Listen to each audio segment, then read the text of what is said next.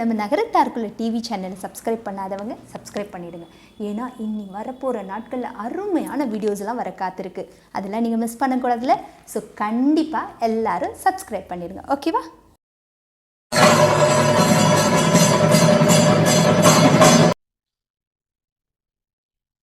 நகரத்தார் குலம் வலை ஒளி ஊடக நேயர்களுக்கு அன்பு கலந்த வணக்கங்கள் கூறுவது உங்கள் ஆத்தங்குடி கனகசபை ராமசாமி.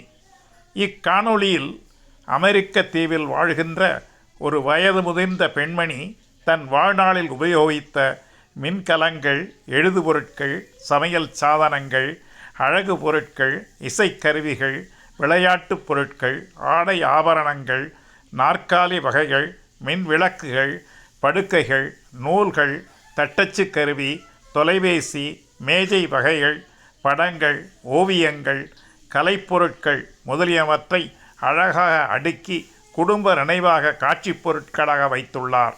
நாம் அவைகளை பார்க்கச் சென்றதும் மிக மரியாதையாக விளக்கமளித்து மன அமைதி அடைந்து மகிழ்கின்றார். பார்த்திட அனுமதி கட்டணம் என்று எழுதி வைத்துள்ளார். ஆனால் கட்டாயப்படுத்தவில்லை. நாம் அளிப்பதை மனமகிழ்வுடன் பெற்றுக்கொள்வது மனித நேயமாக அறிய முடிகின்றது. நன்றாக ஒரு காலத்தில் அமெரிக்காவில் வாழ்ந்த குடும்பம் தற்பொழுது அப்பெண்மணி மட்டும் இச்சிறு அழகிய மர வீட்டில் வசித்து கொண்டு தள்ளாத வயதிலும் யாரிடமும் கையேந்தாமல் தன்னம்பிக்கையுடன் வாழ்வது மிகச்சிறப்பு.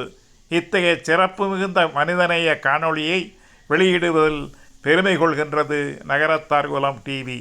வீட்டினை சுற்றி மிக அழகாக பச்சை பசேலென்ற புல்தரைகளும் வகை வகையான வண்ண வண்ண மலர்களையும் வளர்த்து வருவது சிறப்பு. இத்தீவுக்கு வருபவர்கள் அனைவரும் கண்டுகளிக்கின்றனர். வாழ்வில் ஒரு முறையாவது இவற்றை வந்து பார்க்க வேண்டும். பார்க்க இயலாதவர்களுக்காக நான் அனுபவித்ததை காணொளி காட்சியாக காட்டியுள்ளேன். கண்டுகளியுங்கள், கருத்துக்களை கூறுங்கள், அனைவருக்கும் பகிருங்கள். நன்றி, வணக்கம். எல்லாரும் நிகழ்ச்சி பார்த்தீங்களா? எப்படி இருந்தது? உங்களுக்கெல்லாம் பிடிச்சிருந்துதா? இது ஒரு புதுவிதமான முயற்சி. இதை பற்றி உங்களுடைய கருத்துக்களை கமெண்ட் பாக்ஸில் கொடுங்க.